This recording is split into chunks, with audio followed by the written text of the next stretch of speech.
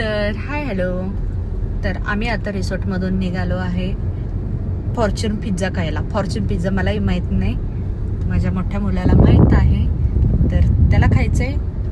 नानी pizza पण म्हणतात त्याला. तर 50 किलोमीटर्स लांब आहे. तर तिथे गेल्यावर नक्की दाखवते तुम्हाला तो पिझ्झा. इथून आम्ही चाललो आहे पिझ्झा खाण्यासाठी 50 किलोमीटर्स लांब. तर बघूया तिथे गेल्यावर काय स्पेशल पिझ्झा आहे. No, no, no, no, no, no, no, no, no, no,